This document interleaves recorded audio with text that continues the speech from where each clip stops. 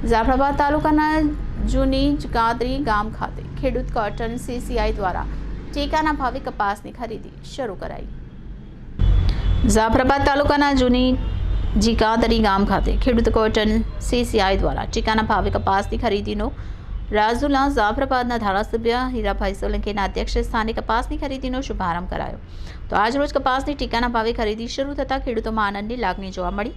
આ તકે ખેડૂત કોટન ખરીદ કેન્દ્ર ખાતે ટીબી માર્કેટિંગ યાર્ડના ચેરમેન ચેતનભાઈ શિયાળ તથા જિલ્લા પંચાયત કારોબારી ચેરમેન કરસનભાઈ ભીલ તેમજ ટીબી માર્કેટિંગ યાર્ડના તમામ ડાયરેક્ટર તેમજ ટીબી માર્કેટિંગ યાર્ડના સેક્રેટરી અને આરોગ્ય સમિતિના પૂર્વ ચેરમેન મનુભાઈ વાંઝા અને સીસીઆઈ અધિકારી કોટડિયા સાહેબ, આજુબાજુના ગામના સરપંચ તેમજ દરેક ગામના આગેવાનો, પત્રકાર મિત્રો ઉપસ્થિત રહ્યા હતા। આભાર વિધિ ખેડૂત કોટન ખરીદ કેન્દ્રના કનુભાઈ પટસાણાએ કરી હતી। Reporter Mukesh Dabhi, city gold news, Jafrabad.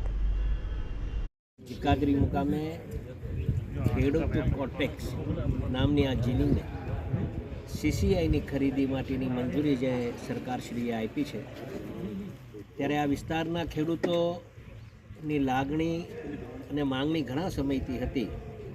એને ધ્યાન ઉપર રાખીને જાફરાબાદ ટીબી માર્કેટિંગ યાર્ડને જ્યારે આજની મંજૂરી આમી મળી હોય ત્યારે આ વિસ્તારના ખેડૂતોનો રાજીપો વ્યક્ત કરે છે। આ વિસ્તારના દરેક ખેડૂતોને ખૂબ મોટી